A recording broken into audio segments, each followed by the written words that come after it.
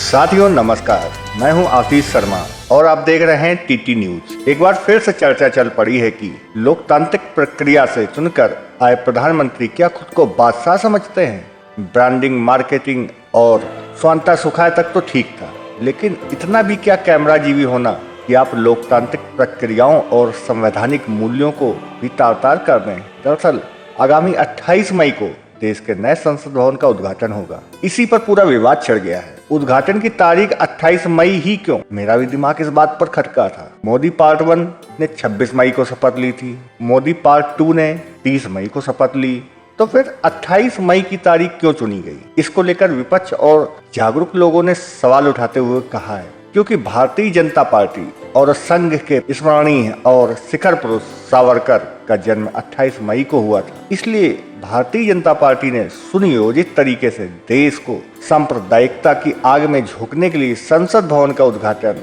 28 मई को नियत किया है। सावरकर वही जिन्होंने जेल से निकलने के लिए अंग्रेजों के सामने कई बार माफी वाले पत्र लिखे, इसलिए इनको माफी वीर सावरकर के नाम से भी जाना जाता है। हालिया तौर पर सावरकर का नाम तब चर्चा में आया था जब बताया गया था कि सावरकर जेल से बुलबुल के पंखों पर बैठकर बाहर निकल आते थे। खैर 28 मई की तारीख क्यों नियत की गई, यह अलग सवाल है। कोरोना के समय पर जब पूरा देश त्राहिमाम कर रहा था, उस समय भारत के प्रधानमंत्री नरेंद्र मोदी के निजी प्रोजेक्ट के नाम पर कितना पैसा खर्च हुआ, यह अलग पहलू है। लेकिन महत्वपूर्ण बात यह है कि जो कांग्रेस समेत संपूर्ण विपक्ष उठा रहा है, आखिर संसद भवन का उद्घाटन देश का प्रधानमंत्री क्यों करेगा, राष्ट्रपति क्यों नहीं करेगा? जब विपक्ष के इस आरोप पर टीटी न्यूज ने पड़ताल की तो यह बात बिल्कुल सच साबित हुई कि देश के सर्वोच्च सदन यानी संसद का संवैधानिक नजरिए से प्रधान राष्ट्रपति होता है। देश के राष्ट्रपति को ही संसद भवन का उद्घाटन करने का अधिकार प्राप्त होना चाहिए।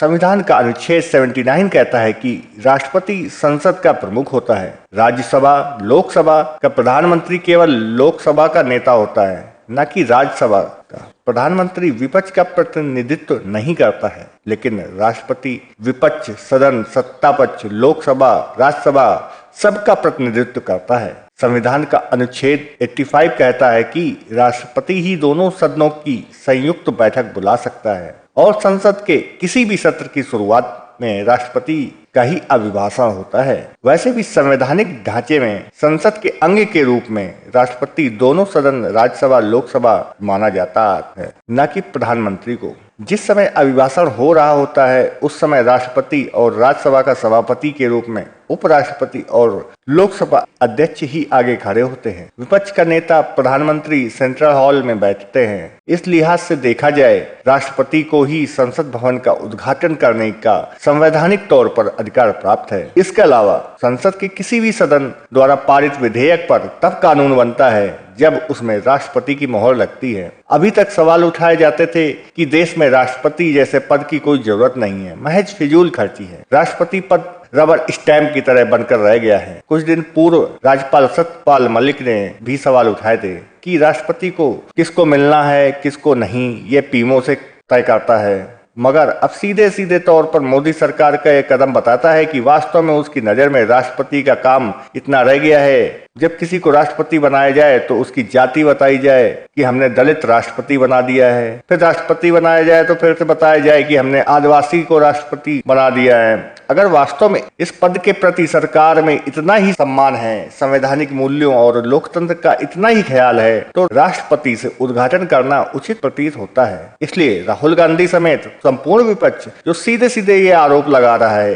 कि प्रधानमंत्री नरेंद्र मोदी खुद की ब्रांडिंग के लिए राष्ट्रपति पद का अपमान कर रहे हैं, उचित प्रतीत होता है। वैसे तो संपूर्ण विपक्षी नेताओं ने इस पर सवाल उठाए हैं, मगर भाजपा के महासचिव डी राजा ने सटीक टिप्पणी की है। जब मोदी जी की बात होती है तो खुद की छवि और कैमरों के प्रति जुनून, शालीनता और मानदंडों पर हावी हो जाता है। बहरहाल टीटी न्यूज ने दोनों पहलू आपके सामने रख दिए हैं। अब जरा सोचिए 28 मई तारीख क्यों रखी गई? क्या प्रधानमंत्री से उद्घाटन करवाना उचित है? क्या राष्ट्रपति की भूमिका राष्ट्रपति भवन से बाहर निकलकर महज मंदिर तक जाने की सीमित है? जब राष्ट्रपति बनाते समय निढोरा पीटा जाता है कि देश को आदिवासी राष्ट्रपति मिला है, तो क्यों नहीं जब संसद भवन की शुरुआत की जा रही थी उस समय राष्ट्रपति हुआ करते थे रामनाथ कोविंद, उस समारोह में भी उनको नहीं बुलाया गया था। तब भी सवाल उठे थे कि जब संसद भवन का उद्घाटन होना है उसमें भी मौजूदा राष्ट्रपति को ना बुलाना सिर्फ राष्ट्रपति पद का अपमान है, बल्कि देश के करोड़ों वंचित आदिवासी समुदाय का भी अपमान है। देखते रहें टीटी न्यूज, जागरूक और सजग बने रहें। जय विज्ञान, जय संविधान, जय लोकतंत्र। धन्यवाद।